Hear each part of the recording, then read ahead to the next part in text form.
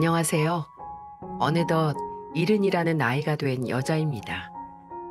내게 숨이 붙어 있는 동안은 자식의 몸을 대신하길 바라고 숨이 다한 후에는 자식의 몸을 지키길 바란다는 불경의 말처럼 이 사연을 듣고 계신 분들도 자식을 위해서라면 이승에서나 저승에서나 뭐든 할 수 있는 부모의 마음을 이해할 수 있으시겠죠?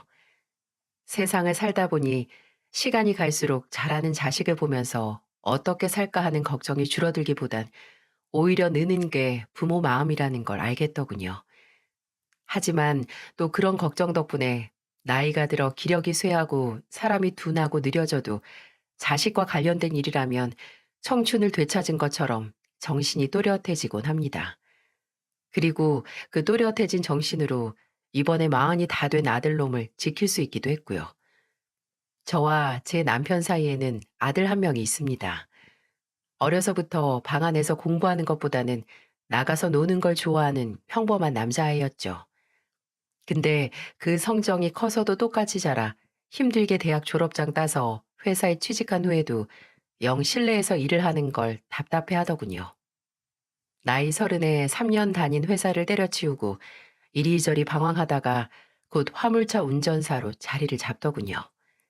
아니, 편한 월급쟁이 일을 관두고 왜 전국 방방곡곡 위험하게 운전해서 다니는 일을 하냐고 하니까 아들이 하는 말이 이거였어요.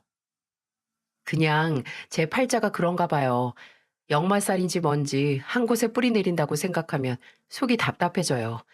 운전하면서 돌아다니는 게 제 팔자나 성격에 맞아요, 어머니. 그러니까 걱정 마세요. 그렇다고 어머니나 아버지께 일 힘들다고 하면서 기대진 않을 테니까요. 솔직히 말하면 아들은 저나 지 아버지가 하는 일을 믿고 백수 생활을 하거나 얹혀서 일할 수 있었을 겁니다. 저는 오랫동안 큰 설렁탕 집을 운영했고 남편은 자재 공장을 운영했으니 부모 재력을 믿고 다른 일을 할 수도 있었을 거예요. 하지만 아들이 단호하게 그런 도움 하나 원하지 않고 전국을 돌아다니는 운전사를 선택한 걸 보고 저도 남편도 인정할 수밖에 없었죠. 저희 아들 가슴 속에는 절대로 새 장에 가둘 수 없는 파랑새가 살고 있다는 걸 말이죠. 아들은 워낙 어렸을 때부터 외동답지 않게 독립적이긴 했습니다. 사소한 참견이나 도움도 성가셔 했고 혼자서 해내는 걸 당연시 여겼었죠. 애가 초등학교에 다닐 때도 알림장 한 번 제게 보여준 적이 없었어요. 대학 들어가는 것도 저나 남편에게 물을 것 없이 오로지 지 선택으로 갔고 군대에 갈 때도 입대 일주일 전에 통보하듯 해서 저도 남편도 깜짝 놀랐었어요. 그렇게 자유를 사랑하고 한 자리에 안주하는 걸 싫어하는 놈이 32이 됐을 때 장가 간다고 하더라고요. 솔직히 남편과 저는 아들의 그 자유로운 성정 때문에 결혼도 늦게 할 거라고 예상했고 어쩌면 평생 혼자 살 거라고 대뜸 선언할 수도 있겠다라고 종종 대화를 했었거든요. 근데 갑작스럽게 만나는 아가씨가 있고 결혼까지 생각한다니 놀랄 노자였죠. 아니, 어디서 만났는데 얼마나 받고. 아니, 여보, 일단 이름부터 물어야지. 그리고 뭐 하는 아가씨야? 휴, 아들 숨 좀 돌릴게요. 이름은 김도연이고 저보다 2살 어려요. 그냥 중소기업 회사 다니고 동수가 소개시켜줘서 만났어요. 다음 달이면 만난 지 1년 될 것 같은데요. 어머, 동수가? 동수? 그 최동수 말하는 거야? 민철이 중학교 동창? 맞아요. 동수 이전 직장에서 후배였대요. 아, 동수 이직했다고 했었지? 동수가 명절이면 아직도 우리한테도 선물 보내. 그건 그렇고 너는 1년이나 여자를 만났으면서 네 애비나 애미한테 언질 하나 없어? 저도 이렇게 오래 만날 줄은 몰랐어요. 정식으로 결혼 얘기가 나와서 그래서 말씀드리는 거고요. 급작스러운 소식이긴 했지만 저도 남편도 기대가 한가득이었어요. 얼떨떨하면서도 기뻤죠. 말 나온 김에 빨리 해치우고 싶어서 아들에게 바로 집으로 데려오라고 했고 상견례 날짜도 잡자고 했어요. 그렇게 기대를 하고 만난 며느리는 참 곱고 예뻤습니다. 예의도 바르고 행동 하나하나가 정갈해서 첫 만남부터 아들이 신부감 하나는 참 잘 골랐다 했어요. 며느리와의 첫 만남이 특별했던 건 좋은 첫인상도 있었지만 며느리가 용기를 내서 남편에게 한 말 때문도 있었어요. 아들에게 먼저 전해 듣기로는 며느리는 일찍 아버지가 돌아가셔서 어머니하고만 살았는데 지금 어머니까지 유방암에 걸려 항암 치료 중이라 혼자 힘들어하고 있다고 하더군요. 혼자 이겨낼 수 있다고 강한 척하지만 늘 아버지의 빈자리를 그리워하고 아픈 어머니를 모시면서 기댈 곳이 필요해 보였다고요. 그래서 그런지 며느리는 제게도 살갑게 잘했지만 특히나 제 남편에게 참 다정하게도 잘하더군요. 결혼식 준비 막바지에 한 번 더 제 집에 아들과 함께 온 적이 있는데 그때는 남편 앞으로 정말 좋은 와인이 들어와서 다 같이 약주를 한 잔씩 마셨어요. 근데 살짝 알딸딸해진 며느리가 지 시아버지에게 이런 소리를 하는 겁니다. 아버님, 아버님 제가 진짜 아버님을 종종 아버지라고 아빠라고 부르고 싶은 때가 많아요. 어머, 우리 도연이 취했나 보다. 민철아, 도연이 앞에 잔 치워라. 아유, 아니요, 어머님. 저 진짜 취해서 하는 소리가 아니고요. 진짜 제가 아버님이랑 어머님 딸이었으면 좋겠어요. 요새는 민철 씨가 질투도 난다니까요. 제가 진짜 딸처럼 잘할게요. 그러니까 저 정말 딸처럼 예뻐해 주셔야 돼요. 그 말을 듣고 저도 남편도 가슴이 먹먹해졌어요. 그동안 얼마나 혼자 가슴에 사무치는 그리움을 애써 모른 척하면서 힘들게 살았을까 생각했어요. 그 마음이 예쁘고 또 안타까워서 결혼 전부터 정말 아들의 결혼식이자 또 새롭게 생긴 딸의 결혼식 마냥 챙겼어요. 신혼집에 예물에 예단 혼수까지 저와 남편이 모두 지원해 줬습니다. 아들은 본인이 모아둔 돈으로 결혼식 비용을 냈고 며느리는 모아둔 돈이 없었거든요. 안사돈이 유방암에 걸린 후 수술비와 치료 비용을 모두 혼자 부담해 왔기에 어쩔 수 없었던 거죠. 본인 부모님을 살리기 위해 젊었을 적 번 돈을 모두 쓴 건데 어찌 그게 결혼할 때 흠이 되고 장애물이 돼야겠어요. 오히려 잘했다고 등을 두드려줘야 할 일이죠. 저는 며느리에게 결혼 준비는 걱정 말고 원하는 대로 하라고 했습니다. 집도 혼수도 걱정할 것 없다고요. 물론 아들이 며느리를 얼마나 아끼는지 알고 저도 며느리가 예뻐서 그럴 수 있었지만 무엇보다 상견례 날 마주친 동갑내기 안사돈을 보고 가족으로서 기꺼이 뭐든 내어주고 싶은 마음이 커졌었어요.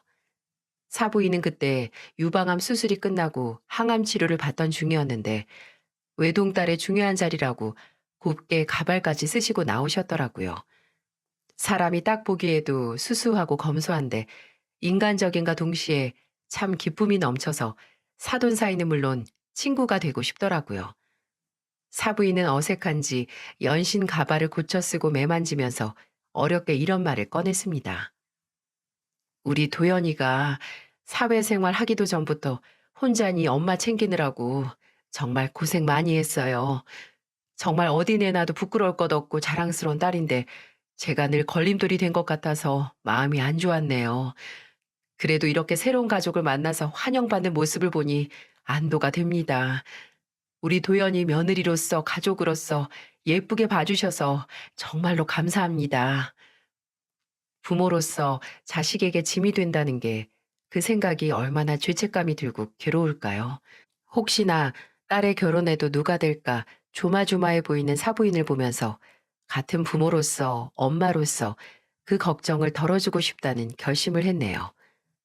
그래서 더 기꺼이 아들과 며느리의 결혼에 힘을 썼습니다. 사부인에게는 걱정 마시라. 도연이와 사부인이 우리와 한 가족이 된 다음에는 그런 걱정 안 하게 만들어주겠다. 호언장담을 했습니다. 결혼식 비용은 모두 부담하겠다고 하는 제게 사부인은 눈도 못 마주치면서 미안해했어요. 저는 그저 어깨를 매만지면서 누가 얼마를 내면 뭐가 중요해요. 우리도 귀하고 소중하게 키운 사부인 딸에게 마땅히 받을 대접을 하면서 데려오는 거랍니다. 이제 아무 걱정 마세요. 힘들 때는 언제든 가족에게 기대시고요. 라고 말했습니다. 그리고 결혼하고 나서는 둘이 알아서 잘 살 거라고 사부인은 이제 사부인 본인만 생각하고 치료하는 것에만 집중하라고 했어요. 그렇게 아들의 결혼 후에 저는 예쁜 딸과 소중한 친구를 얻었습니다. 며느리도 며느리대로 저와 남편에게 잘하고 아들과 아들, 딸 낳고 잘 살았지만 무엇보다 동갑내기 친구가 생겼다는 게 참 기뻤네요. 사부인의 항암 치료가 끝나갈 때쯤에 축하하는 의미로 가족들 다 같이 제주도로 여행을 떠났어요. 양가 사돈네가 단체로 여행하는 건 상상도 못 했는데 다 같이 가니까 참 좋더라고요.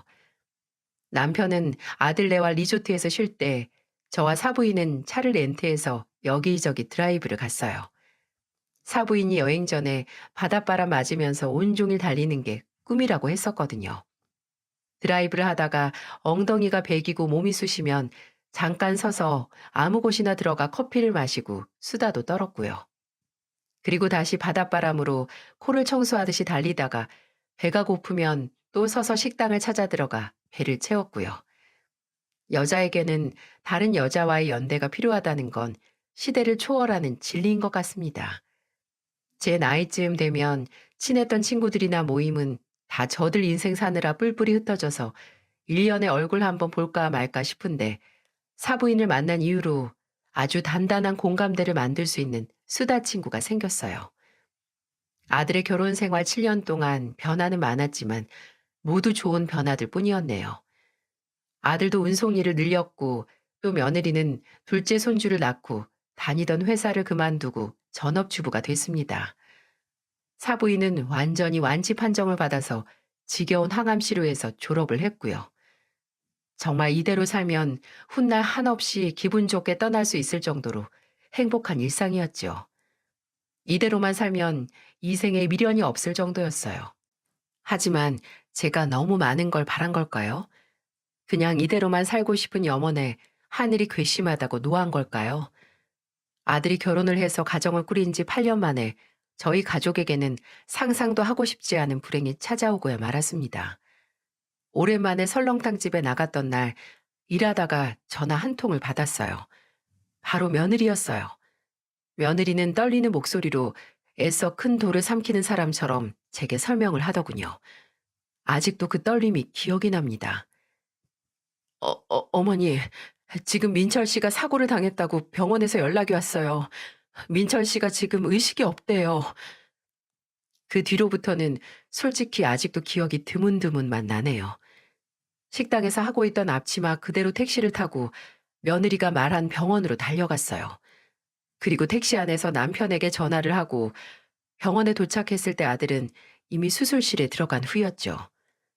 아들은 척추에 심한 외상을 입었습니다. 골절이라고 하더군요. 다리까지 심하게 망가져서 의사는 거의 50대 50으로 하반신 마비가 될 수 있다는 하늘이 무너지는 말을 했어요. 아들은 1년 동안 병원에 입원해서 5번에 걸친 대형 수술을 했습니다. 그동안 며느리도 저도 아들에게 매달려서 병간호를 했어요. 수술 후에 물리치료와 재활치료를 받긴 했지만 그때 아들은 휠체어가 없으면 움직이지도 못할 정도로 심한 상태였거든요. 보고 옆에서 도와주는 사람도 가슴이 미어지는데 그 독립적이고 남의 도움 받기 싫어하는 애가 하반신 마비라니 정말 지켜볼 수가 없을 정도로 아들은 좌절했습니다. 아들이 병원에서 혼자 휠체어에 앉아서 화장실에 가거나 이동을 하려고 하다가 몇 번을 넘어지고 엎어졌는지 몰라요. 사고를 당하고 수술을 받고 나서는 살들이 모두 예민하고 약해져서 조그만 해도 바로 상처가 나고 멍이 들었거든요. 어째 병원에 입원해서 치료를 받는 동안 몸에 나는 상처가 더 늘어나는 것 같았네요. 세 번째 수술 후에는 지칠 대로 지쳐서 무건수행에 식음을 전폐하기도 했습니다. 시름시름 말라가는 아들과 함께 저도 며느리도 온 가족이 함께 말라가는 것 같았어요. 하루는 며느리를 집으로 보내 쉬게 하고 제가 아들 병실 옆 간이 침대에서 자고 있는데 누가 흐느끼는 소리를 듣고 깬 적이 있었어요. 눈을 슬며시 뜨니 침대에서 아들이 저를 보고 숨을 삼키면서 울고 있는 거예요. 저는 조용히 일어나서 그런 아들의 손을 잡고 함께 울었습니다. 그렇게 한참을 울다가 우리가 왜 이러고 있지 하는 생각에 눈물을 닦고 오히려 씩씩하게 말했어요. 울고 싶을 때는 원 없이 우는 게 좋지만 우리가 왜 이렇게 울고 있니? 자식이 죽었어. 아니면 부모님이 돌아가셨어. 멀쩡히 다 살아있고 받을 수 있는 치료하고 도움 다 받을 수 있는데 민철아, 너 정신 똑바로 차려라.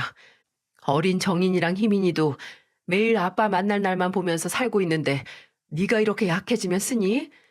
보고 기대고 살 아버지가 이렇게 질질 짜고 있으면 쓰냐고. 좋아질 거만 생각하자. 그러니까 걱정하지 마.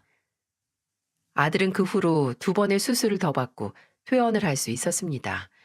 여전히 휠체어를 타야 하고 수백 번의 물리치료 덕에 정말 몇 발자국은 목발을 짚고 갈 수 있는 정도였지만 첫 번째 수술을 했을 때보다 장족의 발전을 한 거였기에 더 희망을 버릴 수 없었네요. 척추나 하반신 신경은 1년이 넘어서도 돌아올 수 있기에 그 신경을 되돌리기 위해 모든 치료를 다 했어요. 저도 종종 아들을 재활센터로 데려다주고 집에서 간병을 하느라 고생을 하긴 했지만 정말 고생한 건 매일 24시간 붙어 있던 며느리였죠. 저보다도 더 큰 남편 화장실 수발을 들고 씻기고 입히고 제가 사람을 쓰는 게 낫지 않겠냐고 말해도 며느리는 다른 사람 손에 남편을 맡기고 싶지 않다라고 하면서 거절했어요. 아들에게 일어난 사고 때문에 며느리를 고생시키는 것 같기도 해서 매달 100만 원씩 보내줬습니다. 사고 보험금이 있긴 했지만 아들은 몇 년 동안 치료받느라 백수고 며느리도 마땅히 경제 활동을 하는 게 아니고 심지어 애 둘을 키우고 있는데 돈이 좀 깨지겠어요? 정말 최소한의 도움이라고 생각하고 돈을 보냈어요. 아들은 사고 후 집에 돌아왔을 때도 사람들 만나는 걸 기피했습니다. 본인의 망가진 모습을 다른 사람들에게 보이기 싫다고 병원으로도 몇 번씩 친구들이나 같은 곳에서 일했던 화물차 기사들이 찾아왔어도 다 돌려보냈거든요. 퇴원하고도 마찬가지였고요. 그런데 딱 한 사람만은 만났습니다. 바로 아들의 오랜 친구인 최동수였어요.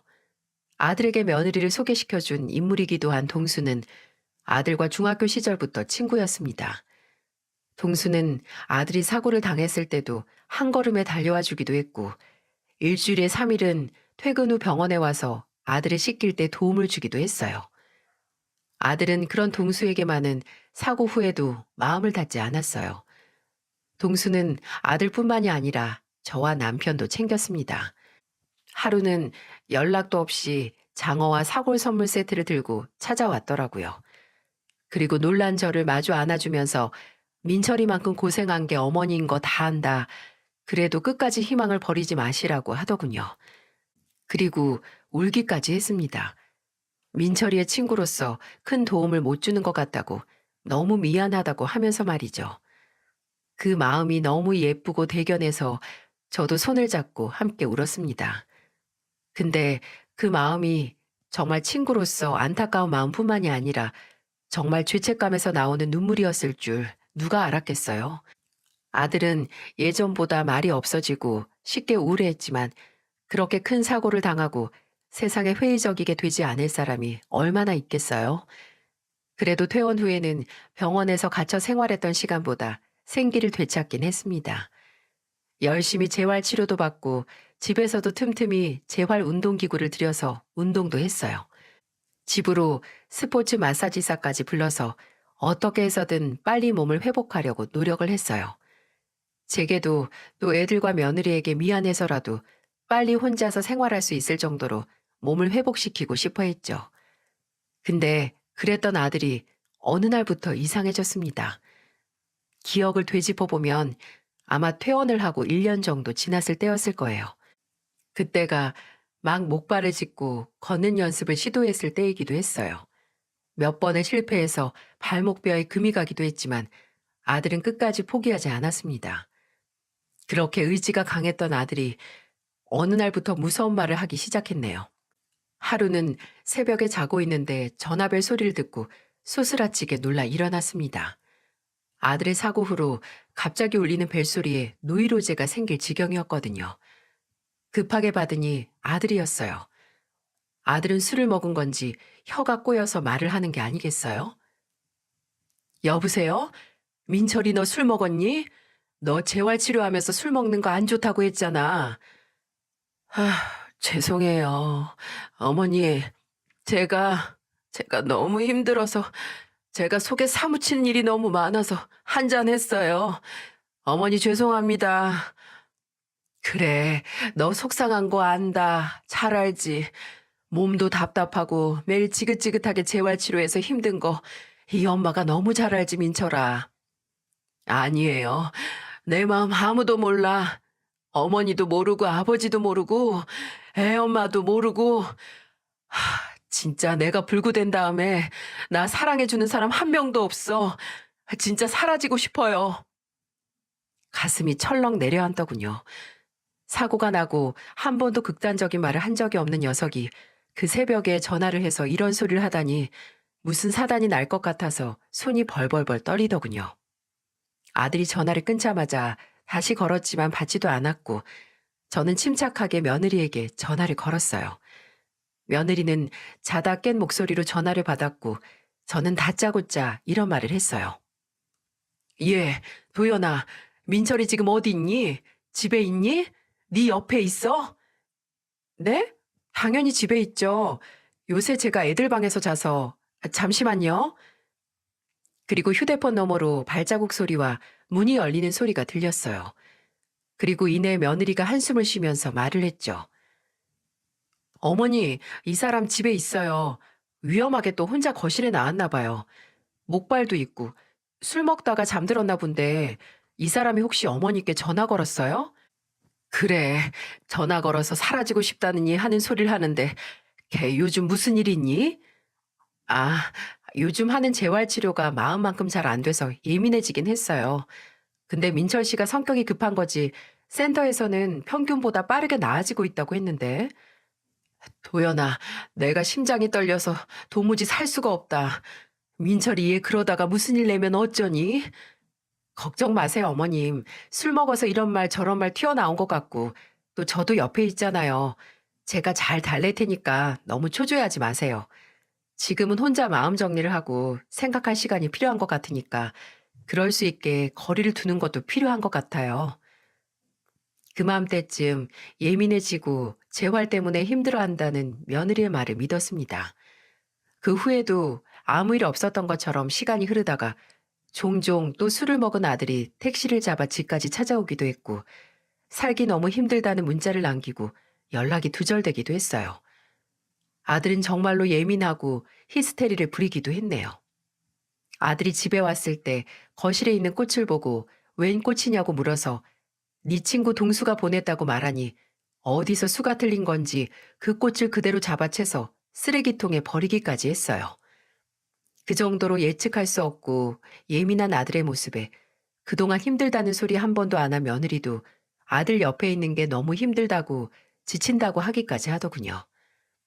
그렇게 가슴 떨리게 불안한 시간을 보내다가 돌아오는 아들의 생일에 왜 아들이 몇 달 동안 그렇게 돌발 행동을 했는지 알게 되는 충격적인 사건이 터지고야 말았네요. 아들의 생일 3일 전부터 아들과 연락이 닿지 않았어요. 왜 또 이러지 싶어 집으로 가려고 하다가 거리를 두는 게 필요하다는 며느리의 말이 생각이 나서 참았습니다. 그리고 생일날 아침 새벽에 와 있던 아들의 문자 메시지에 침을 삼킬 수밖에 없었네요. 정말 괴롭습니다, 어머니. 더 이상 말도 안 되는 두 다리로 사람 취급도 못 받으면서 살기 싫어요. 어머니와 아버지께는 죄송한 마음뿐입니다. 끝까지 못난 아들을 용서하지 마세요. 죄송하고 사랑합니다. 라는 아들의 문자를 확인하고 아침 일찍 바로 아들의 집으로 향했어요. 가는 동안도 며느리에게 전화를 하고 아들에게도 전화를 했는데 둘 다 무슨 정신인지 휴대폰을 꺼놓은 게 아니겠어요? 혹시나 정말 끔찍하고 충격적인 광경을 목격할 수도 있다는 생각에 아들의 문 밖에서 몇 분 동안 서성였습니다. 그리고 조심스럽게 예전에 며느리가 알려줬던 번호를 누르고 집 안으로 들어갔어요. 정적만 감도는 집안에 발자국 소리도 내지 않고 들어서는데 주방 식탁에 앉아있는 아들의 뒷모습이 보였어요. 안심을 하고 성큼성큼 아들의 앞으로 갔죠. 근데 생일날 아침부터 아들 혼자 앉아서 라면을 먹고 있더라고요. 반찬도 하나 없이 냄비 째로 말이에요. 민철아, 너 지금 혼자 뭐하니? 어? 어머니가 여긴 갑자기 왜 오셨어요? 네가 새벽에 그런 문자를 보냈는데 엄마가 어떻게 아나 봐. 네 생일이기도 하고. 근데 도연이랑 애들은 나갔어? 정인이는 친구 집에서 자고 오고 희민이는 애 엄마가 데려갔다가 장모님께 맡겼대요. 그리고 애 엄마는 어제 나가서 안 들어왔어요. 어머, 어딜? 혹시 사부인께 무슨 일 생겨서 간 거 아니야? 넌 왜 혼자 청승을 이렇게 떨고 있어? 반찬이라도. 아, 어머니, 그냥 냅두세요. 그냥 안 먹어도 돼요. 제가 부엌에 들어가서 김치라도 꺼내주려고 냉장고를 열었는데 이럴 수가. 누가 봤다면 새로 사온 냉장고인 줄 알았을 겁니다. 냉장고 안에는 밑반찬은 물론이고 음식 재료 하나 없는 거 아니겠어요? 제가 나돌아다니는 바짝 마른 사과와 다 써가는 양념장들과 바닥이 난 음료수병을 보고 당황해서 어머, 왜 이렇게 먹을 게 없니? 라고 하니까 아들은 기어 들어가는 목소리로 이렇게 말하더군요. 그 사람이 요새 바빠요. 혹시나 싶어 부엌 안까지 들어가서 찬장이랑 다용도실을 모두 둘러봐도 사람이 먹을 거라곤 라면 뿐이었어요. 라면만 박스채로 쌓여 있더군요. 부엌에 있는 쓰레기통 속에도 순 라면 봉지뿐이었고요. 뭐야? 집에서 라면밖에 안 먹어? 도연이가 뭐 안 해주니? 아니, 내가 저번에 보내준 고기랑 채소들은 벌써 다 먹은 거야? 그리고 반찬들은 어째 하나도 없을 수가 있어. 그냥 요새 잘 안 해 먹어요. 제가 입맛도 없어서 먹기 싫다고 해서. 입맛이 없으면 더 잘 먹어야지. 아니, 돈이 모자른 것도 아닐 거 아니야. 보내주는 돈이 있는데. 민철아, 너 대체 무슨 일이야? 무슨 일인데 몸은 점점 더 나아지는데 정신이 망가지고 집에서 생일에 혼자 라면 하나 먹고 있는 건데. 이 엄마한테 제발 말 좀 해봐라. 어? 혼자 끙끙 앓지 말고. 저는 아들이 혼자 뭔가 감추고 있다는 걸 알았어요. 아들은 제 눈도 안 마주치고 연신 입술을 축이면서 얼굴을 쓸어내렸거든요. 엄마로서 아들이 초조하고 비밀이 있을 때 하는 행동쯤은 알고 있었어요. 제가 옆에 앉아서 계속해서 제발 말해달라고 무슨 일이든 이 엄마는 네 편이라고 하면서 매달리는 듯 물으니까 아들은 갑자기 울음을 터뜨리고 말았어요. 답답해서 정신이 어떻게 되는 줄 알았습니다. 하지만 인내심을 갖고 아들이 입을 열길 기다렸고 몇 분 후에 아들이 진정을 하고 제게 한 말들은 제 몸의 온도를 최소 10도 이상을 오르게 만들었어요. 아들은 천천히 그동안 제가 모르고 있었던 이야기를 해주기 시작했어요. 아들이 퇴원을 해서 집에 돌아오고 몇 달 안 지나서 동수가 집에 찾아왔다고 합니다. 아들이 집에 오고 좀 우울하고 답답해서 동수를 불렀나 보더라고요. 아들과 며느리와 함께 셋이서 밤까지 음식을 해먹고 술을 마시면서 시간을 보냈다고 합니다. 그러다가 아들이 먼저 취해서 동수가 아들을 안방에 뉘어준 것까지는 기억이 나는데 아들은 자다가 목이 말라서 잠에서 깼다고 해요. 칼칼한 목을 가다듬고 천천히 바닥을 기어서 방문 앞으로 갔는데 그때 아직 거실에 있던 동수와 며느리의 대화 내용을 들어버렸던 거죠. 더 이상은 같이 못 살겠어. 내가 진짜 세상에 나쁜 년 소리 듣기 무서워서 참고 살았는데 손가락질이 무서워서 계속 이렇게 살라고? 난 못해. 너 지금 그게 할 소리야? 정신 차려. 그거 실수였어. 언제까지 그럴래? 오빠는 실수였는지 모르겠지만 난 아니야. 오빠 그때 우리 좋았잖아. 그때는 저 사람 사고도 나기 전이라서 불구된 남편 버리고 딴짓한 것도 아니란 말이야. 애초에 나는 저 사람 다리 저렇게 되기 전부터 헤어지고 싶었어. 애들 때문에 참고 산 거지. 내가 정말 사랑하는 건 오빠란 말이야. 헛소리 하지 마. 나 못 들은 걸로 한다. 그때 너랑 사고 친 건 정말 실수야. 술 먹고 한 실수라고. 그 실수 하나만 해도 괴로워 죽겠는데 저렇게 된 민철이 내버려두고 우리 둘이 만나자고? 정신 차려. 너 애가 둘이야. 애들 보기 부끄럽지도 않냐? 나는 정인이랑 희민이 얼굴도 제대로 못 쳐다보겠어. 미안해서. 제발 그만하자. 나는 네 마음 받아줄 생각 없어. 원색적이고 충격적인 대화에 아들은 술이 확 깨버렸고 순간 다리를 못 쓴다는 것도 있고 두 팔로 기어서 거실로 나갔다고 합니다. 그리고 이게 대체 무슨 일이냐고, 지금 무슨 소리를 둘이서 짓거린 거냐고 따졌고요. 놀란 동수가 먼저 아들 앞에 무릎을 꿇고 모든 걸 고백하기 시작했죠. 아들이 사고가 나기 몇 달 전 술을 먹고 만났다가 둘이서 넘어서는 안 될 선을 넘고 말았다는 말이죠. 동수는 그때의 일은 실수였다고, 정말 너무 미안하다고 바닥에 이마까지 찧어가면서 사죄를 했지만 며느리는 오히려 아주 당당하게 말을 했다고 해요. 난 실수 아니야. 난 오히려 걸려서 속이 시원한데? 이렇게 들킨 김에 아예 끝내자.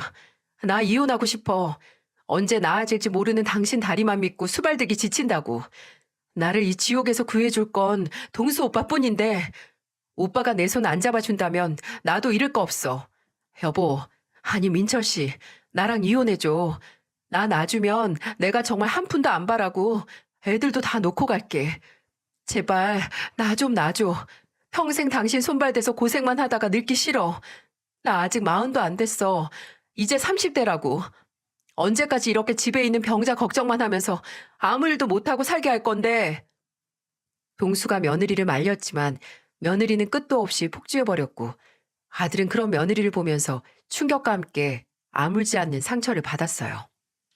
쓰지 못하는 다리 때문에 이 지경이 됐다는 좌절과 함께 아내에게 버림받으면 뭐하러 사나 하는 극단적인 생각까지 했다고요. 그 사건 후로 냉랭해지고 아는 척도 안 하는 며느리를 보고 이혼을 생각했다고 해요. 더 이상 이렇게 살아봤자 의미가 없으니까요. 하지만 늘 엄마를 찾고 하루라도 엄마를 못 보면 우는 딸과 아들을 보고 자신이 없어졌다고 합니다. 정말 아내가 애들을 두고 떠난다면 불쌍한 애들이 몸이 불편한 아빠와 함께 불행해질까 두려웠다고요. 차게 식은 라면 국물처럼 제 마음도 싸늘해졌습니다. 입술이 바들바들 떨리고 당이 훅 떨어지는 게 온 몸으로 느껴졌어요. 아들이 그때 느낀 치욕적인 배신감을 저 또한 느낄 수 있었죠. 근데 그때 아들에게 뭐라 말을 전하기도 전에 현관문 도어락 열리는 소리가 나더니 며느리가 들어오는 게 눈에 보이더라고요. 충격을 받아 다리가 풀리지만 않았다면 그대로 가서 머리를 쥐어 뜯었을 텐데 며느리는 저와 아들이 무슨 대화를 나눈지 꿈에도 생각도 못하고 들어오자마자 떨떠름한 얼굴로 말하더군요. 아, 어머님 오셨어요? 연락도 없이 이렇게 갑자기. 네 휴대폰이 꺼져 있더라. 연락을 하고 오고 싶어도 연락을 받아야 하지. 어디 갔다 오니? 너 혹시 술 먹고 들어왔니? 스쳐 지나가는 며느리의 옷자락에서 희미하게 술 냄새가 나는 겁니다. 바람 피우고 집안일도 나 몰라라 한 게 아침부터 술 냄새를 풍기면서 집에 들어오다니. 내가 아는 며느리가 맞나 싶어서 어리다 빠졌어요. 며느리는 제 물음에는 답도 안 하고 아들 앞에 있는 먹다만 라면을 보고 고개를 젓더군요. 아휴, 또 라면이야? 당신 또 라면 먹고 있으면 어머님이 나 흉봐. 어머님 오해하지 마세요. 이 사람이 입맛 없다고 매일 라면 타령하더라고요.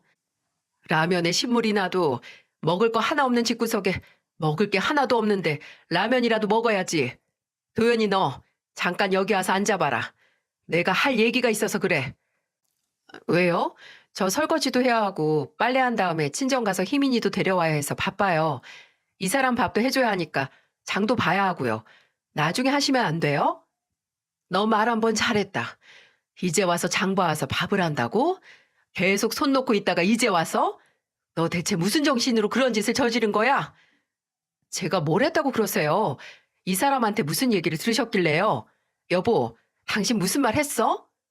그래, 내가 다 들었어. 너 내가 보내준 돈은 다 어떻게 했니? 보험금은 어쨌길래 집에 먹을 거 하나 없고 저 다용도실에는 빈 세제통만 있어. 내가 벌이도 없는데 넷이서 먹고 살라고 보내준 돈은 다 어쨌길래 집이 이 모양이야. 너 혹시 그렇게 너 싫다는 동수한테 그 돈 다 가져다가 바쳤니? 제발 받아달라고? 아니, 지금 무슨 소리 하시는 거예요? 어머님도 이 사람 따라서 무슨 편집증 같은 거 생긴 거 아니세요? 증거도 없이 그저 의심만 하시려면 그냥 가세요. 저 이 사람이 먹은 그릇 설거지부터 해야겠어요. 어머님은 그저 어머님 아들 고생하는 것만 걱정하시죠? 이 사람 집에 온 뒤로 집안일 한번 알아서 한 적 없어요. 오로지 제 차지였다고요. 얘가 그러고 싶어서 그러니? 움직이고 싶어도 제대로 못 움직여서 답답해 미치려고 하는 애한테 무슨 소리를 하는 거야? 너 거기 못 서? 앉아서 얘기 좀 하자고. 아니, 무슨 얘기요? 괜한 참견 말고 그냥 가세요. 제 말은 무시하고 그저 아들 앞에 냄비를 들고 뒤돌아가는 며느리 어깨를 잡았습니다. 그 얼굴을 마주보기 위해 잡은 어깨를 돌리는데 며느리는 아, 놓으라고요. 라고 소리를 빽 지르면서 팔을 휘둘렀어요. 그 과정에서 며느리가 들고 있던 냄비가 제 앞으로 날아왔고 안에 들었던 다 식은 라면 국물이 제 얼굴에 끼얹어졌어요. 매운 국물이 눈까지 들어와서 쓰리고 따갑고 근데 그런 통증보다도 죄를 저지른 며느리가 오히려 제게 라면 국물을 뒤엎었다는 충격이 더 크더라고요. 그때 뒤에 앉아있던 아들이 급하게 일어서면서 고함을 지르는 소리가 들렸습니다. 아들은 옆에 있는 목발을 짚고 어기적거리면서 다가왔어요. 너 지금 이게 뭐 하는 짓이야? 미쳤어? 기어이 미친 거야? 아, 나는 어머님의 어깨를 잡으니까 그거 피하려다가 내 친구랑 바람나서 나한테 평생 잊을 수 없는 모욕 준 것만으로도 모자라? 어떻게 우리 어머니까지 이래? 어머니가 널 얼마나 아끼셨는데. 내가 아껴달랬어? 진짜 아꼈으면 당신 수발 드는 거 두고 보진 않으셨을 거야. 예, 사람 쓰자는데 싫다고 알아서 한 것도 너고 예뻐해달라고 딸처럼 생각해달라고 한 것도 너야. 네가 최소한의 양심이 있으면 나나 네 시애비가 널 얼마나 아꼈는지 알 거다. 너 그거 알면 우리한테 이런 짓 못해. 어머님, 제가 오죽 힘들었으면 그랬겠어요. 저도 힘들고 지쳐서. 그래, 힘들었겠지. 나도 잘한다. 그 나이에 남편 수발드는 거 쉬운 일 아니야. 근데 네가 선택한 거다. 네가 내 아들이랑 결혼하기로 선택했고 사고 난 후로 네가 옆에서 손발도해서 간호한다고 했어. 본인이 내린 결정에 왜 우는 소리야? 아니 너 민철이 사고 난 다음에 동수랑 사고 친 것도 아니잖아.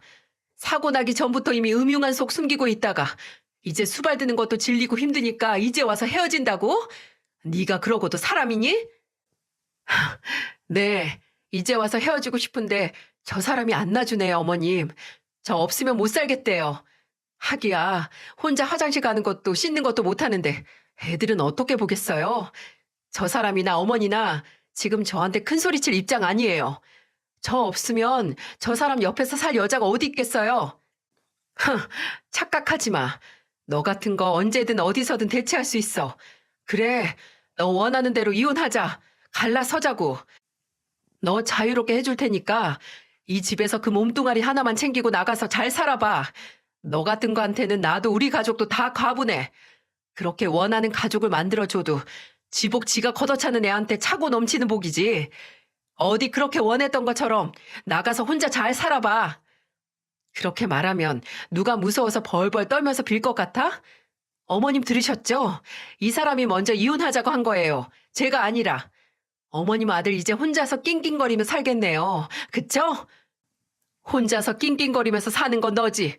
내 아들이 왜 혼자 살아? 애들도 있고 나도 있고 애 아버지도 있는데. 너 같은 건 곁에 있는 가족이 불쌍하고 아깝다. 그동안 그 연기하면서 사느라 고생했어.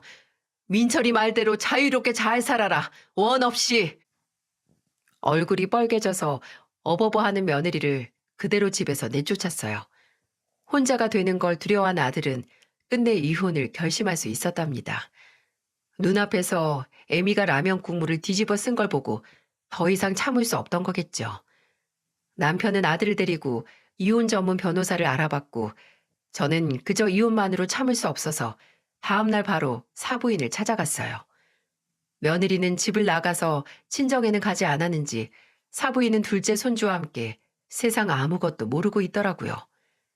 웃는 얼굴로 저를 맞이해준 사부인은 이내 제가 차분하게 하는 설명을 듣고 두 다리가 풀려서 주저앉고 말았습니다. 사부인은 등을 덜덜 떨면서 아무 말도 못하고 그냥 죄송하다는 소리만 했어요. 사부인 탓을 하려는 게 아닙니다. 며느리, 아니 그 애가 저지른 행동에 아들도 저도 우리 가족 모두 충격을 받고 상처를 받았어요. 아마 이 상처는 평생 잊을 수 없겠죠. 근데 그 애는 저나 아들한테 미안하다, 잘못했다는 소리 하나 없더군요. 믿어지세요? 어떻게 사람이 이렇게 바뀔 수 있는지. 사부인, 정말, 정말 죄송합니다. 딸 자식 그거 하나 있는 게 어떻게 이런, 제가 어떻게 해서든 사부인이나 송사위에게 용서를 빌게 할 테니까 제발, 제발 조금이라도 노여움을 푸셨으면 좋겠어요. 어찌됐든 이혼을 하는 거 막을 수 없을 것 같네요.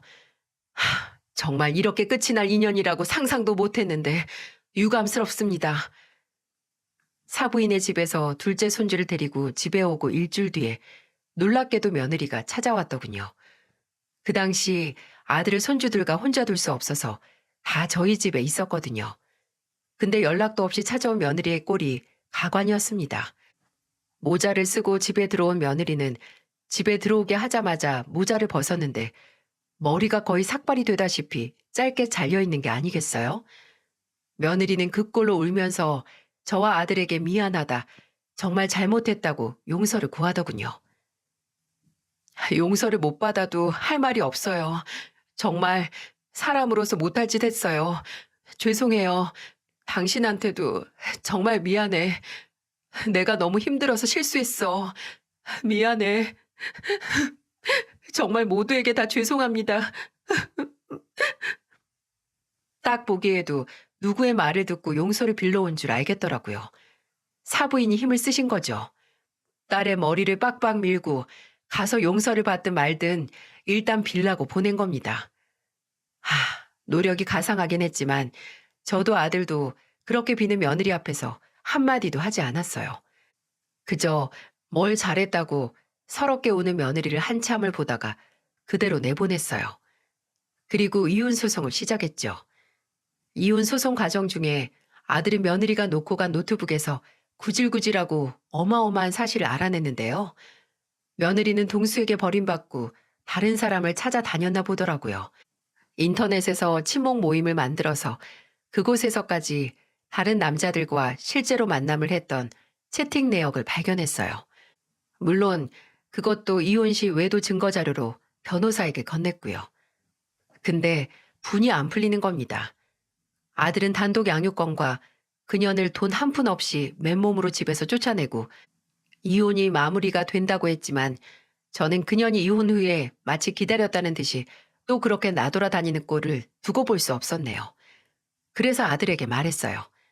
며느리가 활동한 인터넷 사이트에 폭로글을 쓰라고 말이죠. 지금까지 활동을 했던 모 회원이 남편이 사고로 하반신 마비가 되자마자 그전부터 불륜을 저지른 남자에게 매달렸고 그 남자에게 버림받고 나서도 바로 불륜을 목적으로 친목 모임을 만들어 활동했다. 가정을 파탄내고 은혜도 모르는 추잡한 인간이니 부디 조심하라고 폭로글을 기고했어요.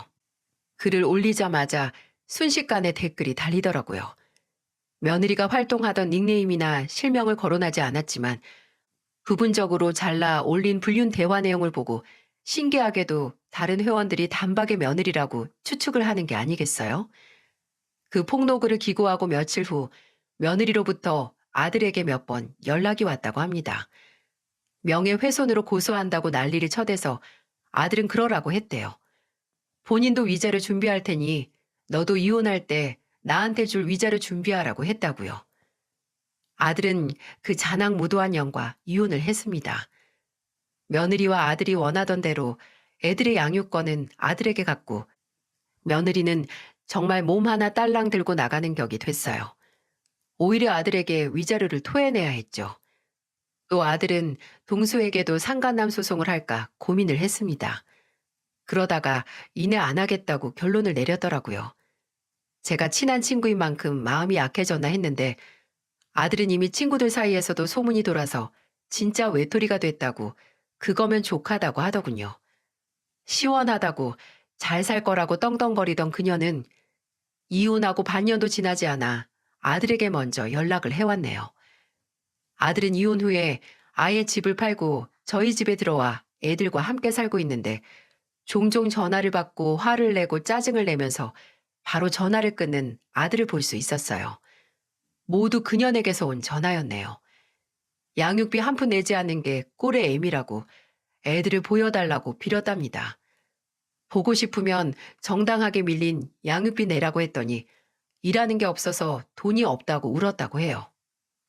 아들이 그럼 장모님에게 도움을 받으라고 했더니 엄마에게도 내쳐져서 지금 혼자라고 제발 애들 좀 보여달라고 싹싹 비는데 아들은 두말할 것 없이 단호하게 거절을 했어요. 만약에 애들이 엄마가 보고 싶다고 했다면 아들도 저도 마음이 약해져서 어쩔 수 없이 만나게 해줬겠지만 일단 손주가 바라지 않았거든요. 그해 10살이 된 첫째 손주가 엄마가 보고 싶다고 칭얼거리는지 동생을 보더니 제게 이런 말을 한 적이 있었어요. 할머니, 희민이는 엄마가 보고 싶다고 하는데 전 아니에요. 그래? 우리 정인이는 정말 엄마를 안 봐도 괜찮니? 네, 엄마가 아빠를 아프게 했잖아요. 저도 알아요. 엄마가 잘못한 거죠? 아빠가 다리를 못 써서 엄마가 우리 버린 거 맞죠? 저는 아픈 아빠 버린 엄마 안 보고 싶어요. 그러니까 엄마가 우리 찾아와도 안 볼 거예요. 그냥 이렇게 아빠랑 할머니랑 할아버지랑 희민이랑 살래요. 할머니, 그러니까 할머니도 저랑 오래오래 같이 살아요. 알겠죠? 제가 커서 할머니 호강시켜 드릴게요. 어린애가 어디까지 알고 있을까 무섭다가도 저런 생각을 할 수 있을 때까지 얼마나 혼자 속을 썩혔을까. 제 가슴이 미어져서 뒤돌아 한참을 울었습니다. 그리고 먼저 제 손을 꽉 잡고 놓지 않겠다는 말을 하는 손주를 보고 결심할 수밖에 없었네요. 앞으로 제게 남은 시간이 얼마나 될지 모르겠지만 그 시간 동안 손주들과 제 아들을 위해 뭐든 하겠다고 말입니다. 사랑하는 가족을 위해 뭐든 하는 삶이 얼마나 가치 있는 일일까요? 이제 아들이 이혼을 한 지도 1년이 넘게 흘렀습니다. 아들은 이제 목발을 짚지 않고도 짧은 거리는 혼자 걸을 수 있을 정도로 상태가 많이 호전됐어요. 가족들도 많은 노력을 했지만 아들도 본인 겪은 모든 일에도 포기하지 않았기에 가능한 일이었겠죠. 그리고 조금 더 일상생활을 문제없이 할 정도로 나아지면 뭐든 다시 일을 시작하고 싶다고 합니다. 애들에게도 부모님에게도 부끄럽지 않은 인생을 살고 싶다고 하네요. 아빠로서 자식으로서 뭐든 하고 싶다고 말이죠. 한때는 며느리였던 그 애는 애들 보여달라고 매달리다가 나중에 술집에서 일한다는 소식을 들은 후로는 아예 연락이 끊겼습니다. 종종 사부인이 조용히 집으로 손주들 옷이나 학용품 같은 걸 보내는데 사부인은 끝까지 손주들을 보고 싶다는 소리도 한 번 꺼낸 적이 없었어요. 조용해서 다행이라는 생각이 들면서 참 씁쓸합니다. 지금은 과거에 일어난 사건은 모두 잊고 그저 아들의 몸이 완전히 회복될 날만 그리면서 살고 있어요. 언제 그날이 저희 가족에게 올지 모르겠지만 부디 이 이야기를 들어주신 여러분께서 제 아들이 힘겹게 내딛는 발자국 하나하나마다 응원을 보내주셨으면 좋겠습니다. 또 나이 70 다 돼서 손주들을 키우게 된 이 할머니에게도 응원을 부탁드립니다. 모두 건강하고 행복하시길 진심으로 바랍니다. 세상의 모든 부모님들도 힘내시길 바랍니다. 감사합니다.